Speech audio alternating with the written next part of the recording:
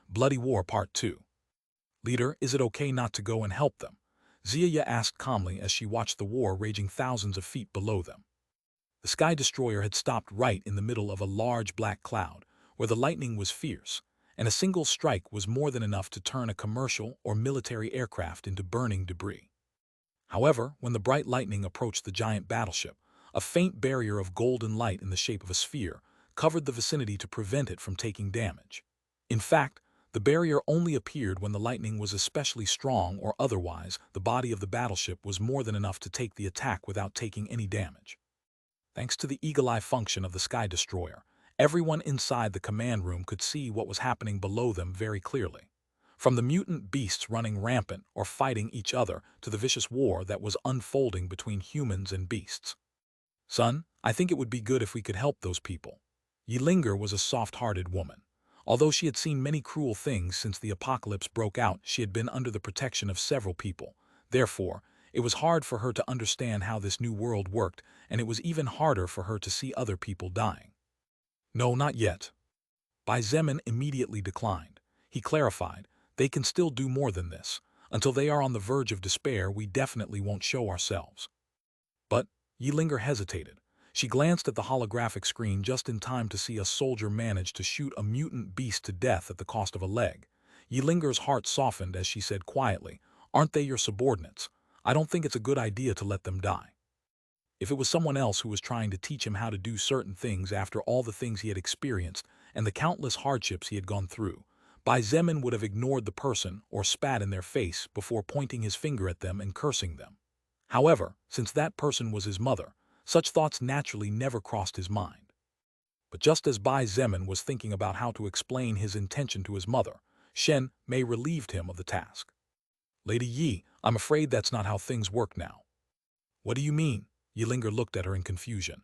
To her, a life was more important than anything, and in fact, she wasn't wrong. It was just that her approach was wrong due to her lack of experience. How to explain it? Right, let's put it this way. Lady Yi imagined that your son did not manage to obtain this warship, and he had to run from the base to this place.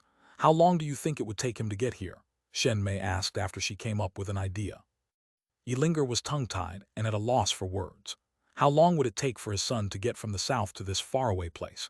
Yilinger did not know how fast Bai Zemin could really be, but she believed at least 2 or maybe 3 days.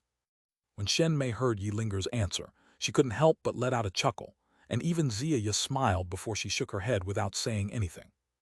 No one corrected Yilinger's thoughts, nor did they tell her that she underestimated her cub too much instead. Shen Mei nodded and continued. Then, let's suppose that your son could reach this place in half a day's time instead of 2 days. This half a day's time includes the time that Bai Zemin would have to stop to face the different adversities he would meet along the way. Yilinger nodded silently.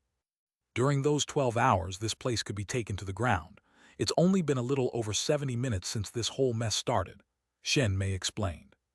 Bai Zemin's mother frowned and said quietly, but Miss Shen, since we are here and my son did get this warship, then why not help? Just because of what-if assumptions they were going to let people die, Yilinger could not accept it. Lady Yi, what she wants to point out is the fact that the leader won't always be there for us nor for them. Ziya could no longer watch, so she decided to explain it in the simplest and clearest way possible.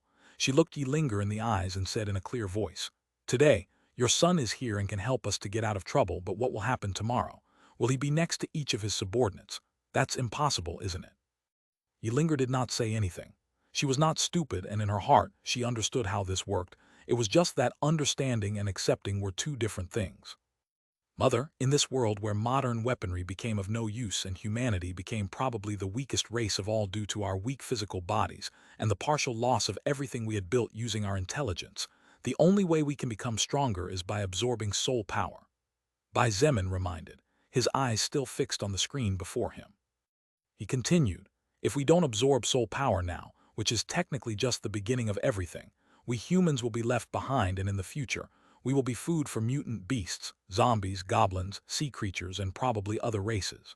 As the weakest, we have to push ourselves and risk more than the rest to become stronger quickly, and close that gap as fast as possible to escape from annihilation. The history books were written in blood, and the ground they walked on had probably been paved by at least 1 corpse for every step they took. As the weakest, humans were destined to suffer in this new era. What Bai Zemin wanted was for his people to become as strong as possible at the cost of the least amount of sacrifices. But for them to be strong, sacrifices were inevitable. All we can do is to fight against annihilation, since fighting against death is pointless. Because to fight against annihilation, we need strength. And to get that strength, we have no choice but to play the game of death. Bai Zemin's words made Yilinger think. She watched the screen and saw how the war between humans and beasts was getting more and more fierce. Her heart clenched every time a soul evolver was injured or lost their life, but ironically she was glad when one of them killed a mutant beast and became stronger. Back on the ground, the war was getting more and more bloody. A first-order level 50 and borderline second-order mutant rhino charged forward. Its 20-foot-tall body was covered in deep brown armor, and its eyes were blood-red like the color of the glowing ivories that glittered menacingly under the glare of the lightning. The bone arrows hit its body, but did not even make a dent in the body of the beast. Most terrifying of all was that even when over 200 soul evolvers activated all sorts of elemental skills to stop the charge of the beast, the creature's horn glowed and released bloody blades that cut through several of the magic spells, and the few that hit its body barely caused any damage. Roar! In fact, the beast only became more enraged. The level 50 rhino adjusted its stance, and its running speed increased exponentially as it stepped onto the dirt road near the base. Behind the rhino-like beast, over 5,000 mutant beasts followed it with bloodshot eyes. Some beasts were so frightened and anxious that they even began to kill each other along the race, and by the time they were near the walls of the human base, 1/5 of the total had been killed. At the wall, Nangongyi watched as the mutant rhino crushed every impediment and couldn't help but say out loud, "Hey, Zufeng, how about you go and fight that rhino over there? If you can kill it, I'll give you my pay for this month." Fu Zufeng rolled his eyes and ignored Nangongyi. He was an assassin, and his attacks were focused on quickly finishing off enemies before retreating, but there was no way he could kill that rhino easily by any means. Fire! At Lu Yan's bellow, The 3 war tanks that had been brought to the wall to act as defensive cannons immediately responded, and the military men inside released the ammunition that had been prepared beforehand. However, the unthinkable happened. Boom, boom, boom. The 3 125 shells hit the body of the giant rhino, however. Those shells that could kill almost any second-order existence up to level 70 were unable to kill the level 50 beast. The mutant rhino was forced to stop its charge and took several steps back after being hit by the attacks of the 3 war tanks. The beast roared in pain, and the anger in its gaze increased as it felt its skin split and blood ran down its body. Ah, Luo Ning cried out in astonishment and fright. But she wasn't the only one. Everyone was in shock as they watched on as, after stopping for a brief moment, the rhino recovered again and continued to charge forward at full speed. "Fuck off, even tanks can't kill that thing," Nangongyi cried out with his eyes wide open as he looked at the ferocious rhinoceros. This was the first time an enemy had managed to survive and even continue fighting, after being hit not once, but 3 times by the war tanks. "Nangongyi, you stop it." "What?" Nangongyi turned to look at Kang Lan with his eyes wide open. They looked like they were going to pop out of the sockets with how big they were. "You want me to go stop that thing? At least shoot it a couple more times with the tanks, for God's sake." Nangongyi almost burst into tears on the scene as he said those words. Subconsciously, Nangongyi looked over his shoulder, and casually his eyes met the red eyes of the beast, scaring him for a moment. That rhino had withstood 3 125 shells. The body of Nangongyi would be sent to oblivion if that thing hit him, and his internal organs would turn into tomato pulp even if his exterior survived, thanks to his defensive skills. Kang Lan frowned when she saw Nangongyi acting like this, and subconsciously raised her voice. "Nangongyi, you dare to disobey me. Don't you already know the penalty for disobeying your superior's orders on the battlefield? Or maybe you think I am not capable of carrying out the punishment?" Fu Zufeng and the others were shocked when they heard Kang Lan's usually calm tone of voice rising. Moreover, the look in her eyes was not at all relaxed and analytical as it usually was, but rather she looked a bit like Bai Zemin at this moment. Even Nangongyi froze, as he did not expect this kind of outcome. Seeing Nangongyi freeze as the enemy closed the distance, the expression of Kang Lan finally changed, and her dark eyes began to be filled with murderous intent. The number of 125 shells they had was currently just over 300 rounds. 300 rounds might sound like a lot, but it was very little considering this was all just getting started. Kang Lan could not afford to waste ammunition capable of taking out second-order enemies, targeting a first-order mutant beast with frighteningly high defensive capabilities. The current problem was that if the ferocious rhinoceros managed to get close to the walls and had any active long-range destructive skill, Kang Lan could not afford the luxury of doubt, and therefore sent Nangongyi, as he was the only person present who could stop the charge of the rhino.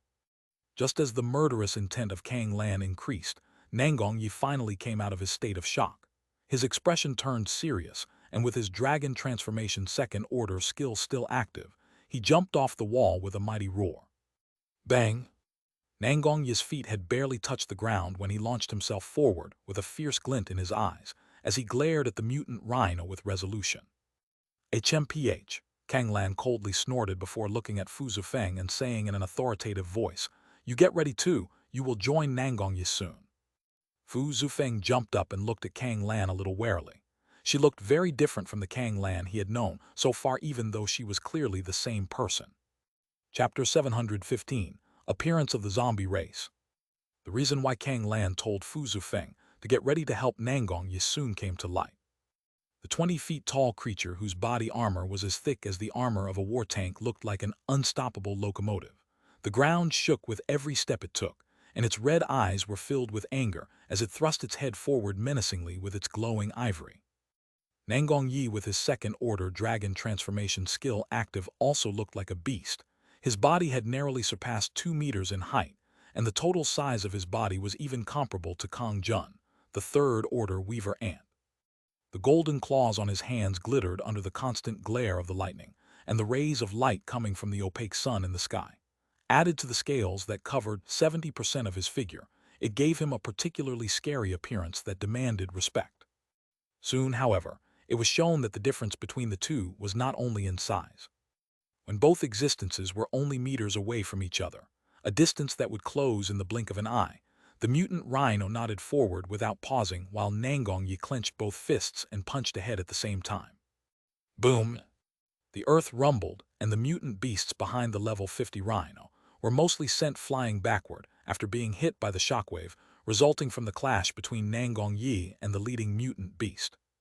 The body of the level 50 rhino surprisingly lifted slightly off the ground when it met the fists of the relatively small Nangong Yi. However, it was not the rhino who fell at a disadvantage during that brief encounter. Nangong Yi's expression changed as he felt his hands go numb. The mutant rhino's strength went into his arms so violently that his posture broke and Nangong Yi's arms were pushed backward, away from the creature's ivory. The mutant rhino's charge was effectively halted, however. It did not last long. The beast roared furiously, and taking advantage of the fact that its enemy was backing away, leaving the mark of his feet all over the road, it began to charge one more time. Nangong Yi was a hot-blooded man too, and seeing the mutant rhino advancing towards him and trying to recover the lost momentum, his eyes were filled with murderous intent, and without hesitation, he shouted aloud, "Barbarian strength!" Nangong Yi's muscles swelled and his size immediately grew by approximately 50% more, becoming a small giant of 3 meters tall. With the activation of second-order barbarian strength, Nangong Yi immediately received a boost of 350 strength points. Bang! The giant rhino's body slammed into Nangong Yi's still retreating body. However, instead of being sent flying, Nangong Yi clung tightly to the creature's ivory and leaned his upper body forward as his legs kicked up clouds of dust, retreating slower and slower. Finally, a second or two later, the rhino was a little surprised. "Not so strong now, big guy?" Nangong Yi roared, and now completely halting the rhino's advance, he used his new strength to lift the beast's body. Nangong Yi's current strength stat was close to 600 points. There was no way a normal first-order creature could handle that. Lifting the rhino's body above his head, Nangong Yi roared again, and with all his might slammed the creature to the ground. Boom! Along with the rumbling of the earth and the terrifying explosion, the cry of pain, as well as anger of the rhino, echoed in the middle of the battlefield. All the mutant beasts within a range of 500 meters were turned into a pile of bloody pulp as they were hit by the shockwave, and only those of first order or unclassified defense-based managed to survive.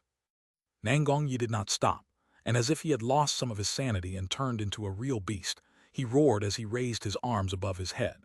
He interlaced his fingers in such a way that his hands formed something similar to a ball and punched without holding back at all, directly at the beast's head. Boom!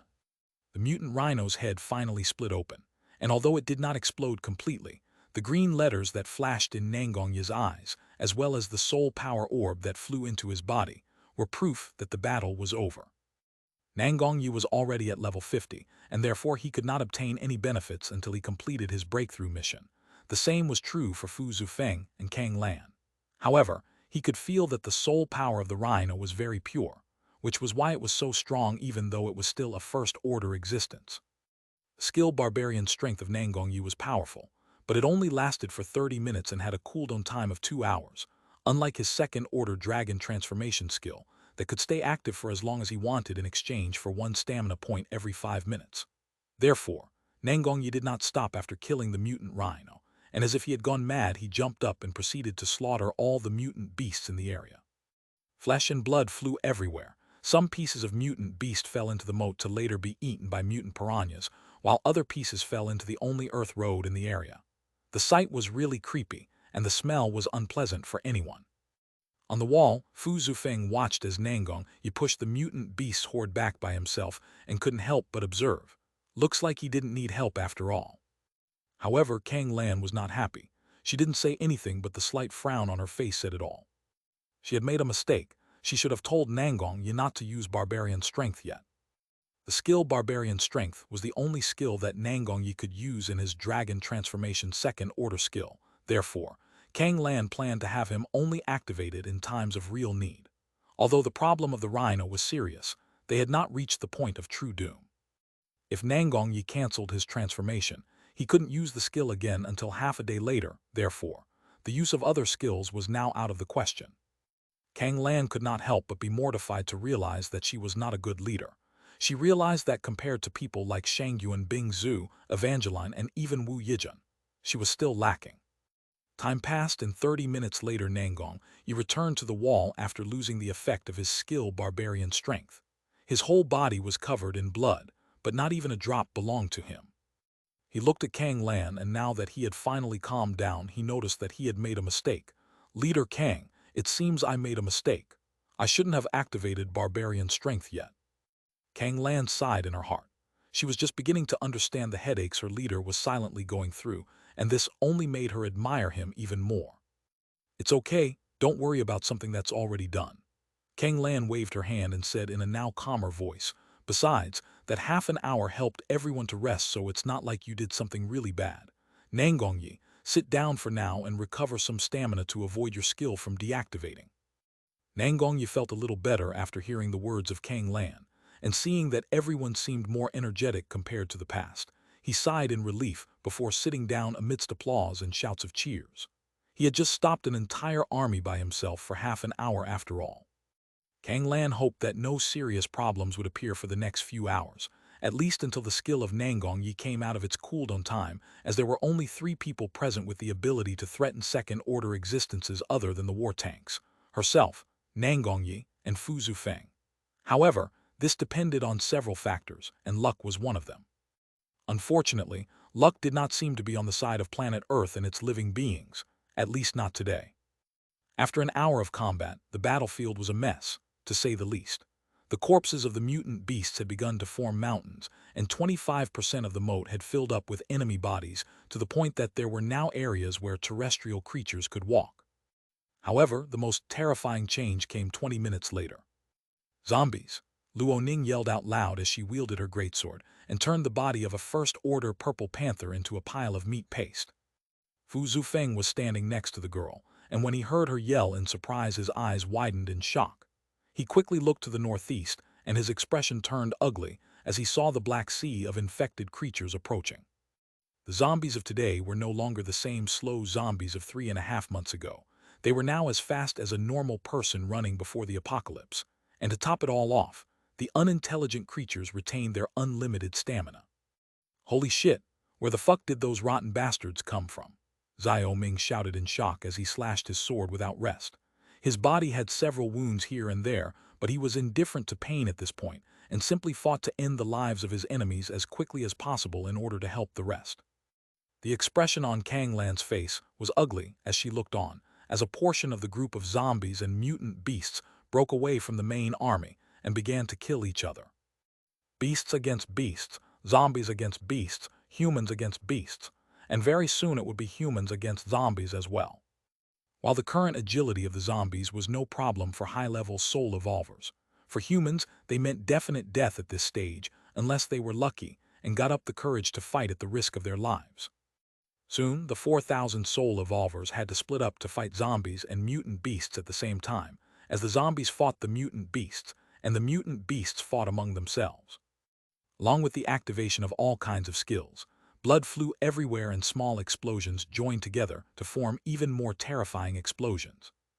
The number of enemies was simply too high, and the moat was slowly being filled with corpses. The mutant piranhas had practically stopped eating flesh and only occasionally took a few bites before sinking into the waters. As the moat began to fill up, the human group was slowly beginning to be overwhelmed by the numbers of the enemy. Because the main soul evolvers of the Transcendent faction were facing existences above their levels or several existences of their own order at the same time, the rest had no choice but to fend for themselves. Kang Lan was facing a second-order zombie by herself. The zombie had the appearance of a young man, probably around her age. However, this zombie was clearly smart enough to avoid approaching when it sensed the danger that Kang Lan's poisonous skills posed to it. Seizing the opportunity, Kang Lan took a quick glance at the surroundings, and seeing the increasingly pessimistic situation, she couldn't help but start to grow anxious. Although she was enjoying a boost in her overall strength thanks to the effect of her loyal follower subclass, the zombie she was facing was on a different power scale, which separated them enough that she wouldn't be able to finish the fight anytime soon. In fact, Kang Lan was not confident that she could defeat this second-order zombie and forget about supporting the others.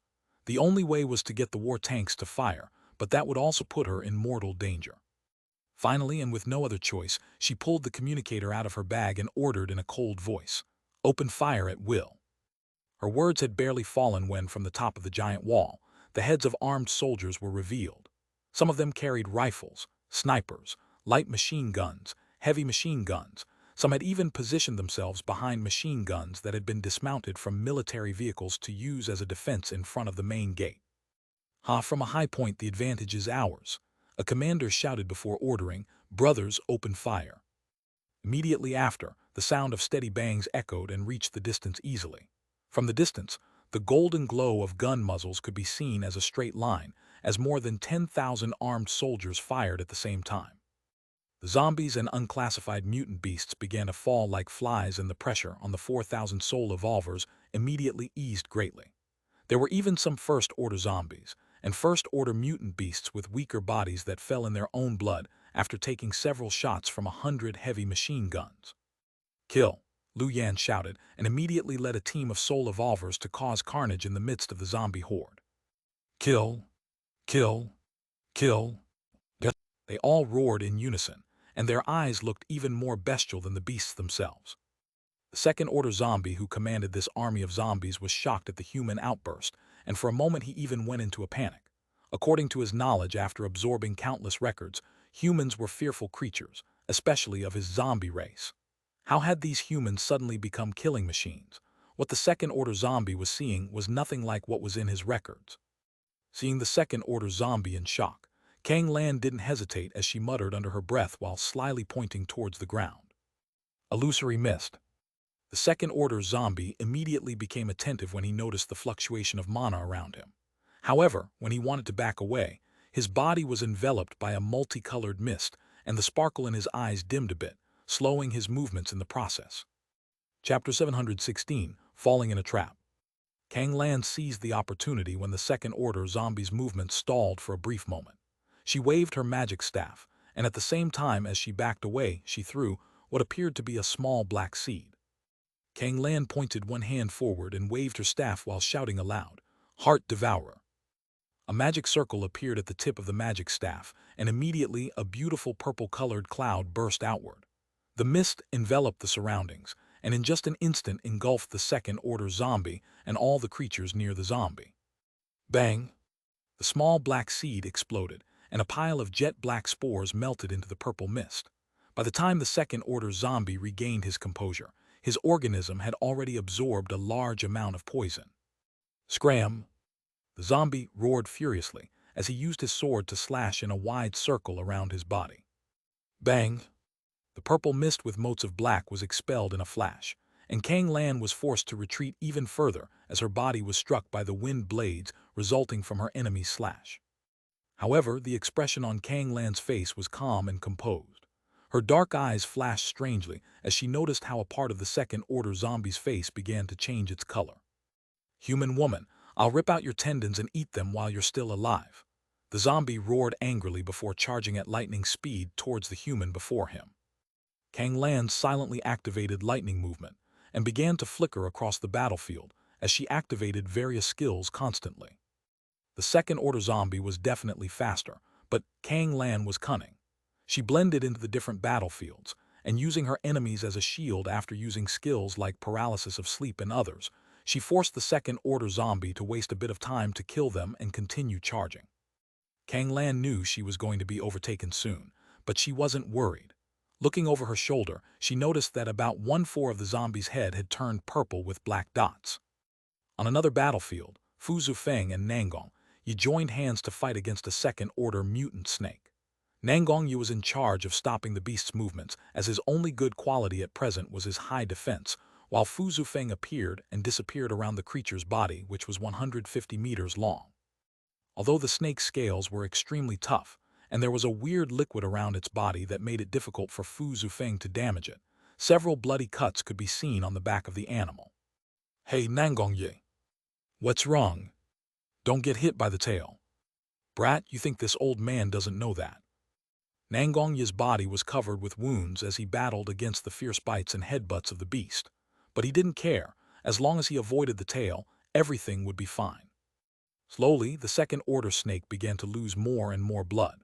Approximately 10 minutes later, a trace of exhaustion shone in the eyes of the beast as it looked at Nangong Yi cautiously, and scanned the surroundings trying to find the other elusive human and the cause of its current situation.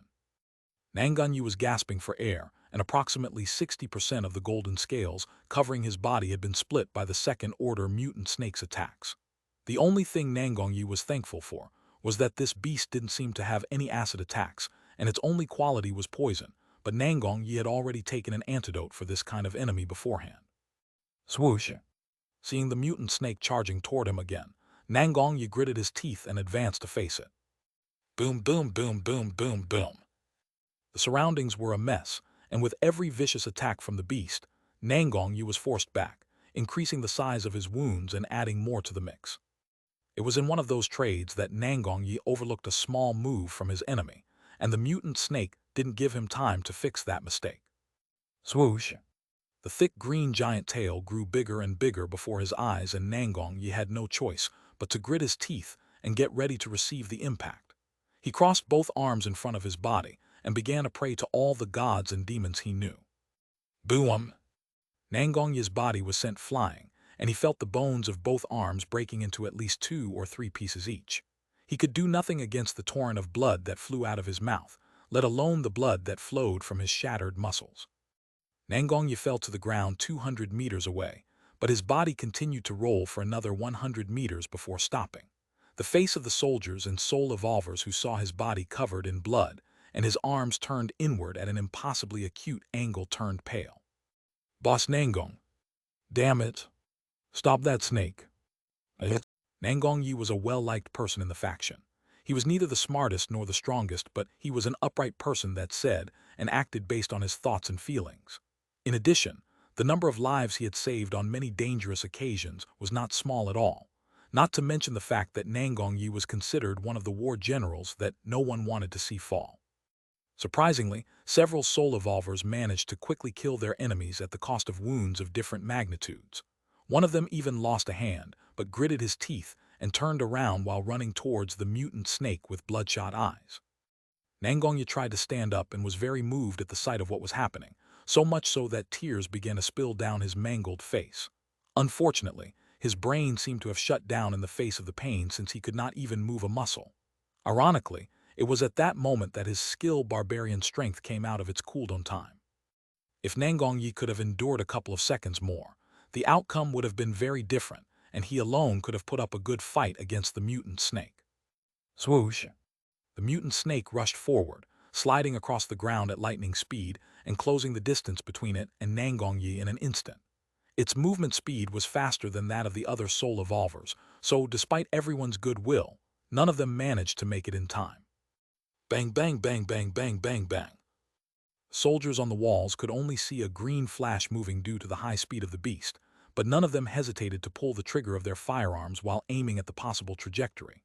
Several shots hit the mutant snake's body with accuracy, but far from damaging it, they were not even able to tickle it since regardless of whether it was a heavy machine gun or sniper ammunition, they all bounced off when they touched its scales.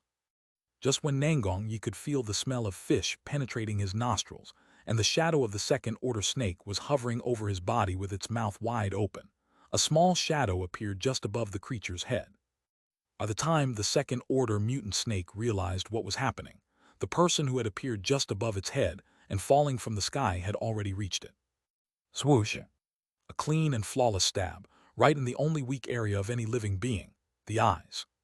The mutant snake writhed in pain, and a weird choking sound came out of its wide-open mouth.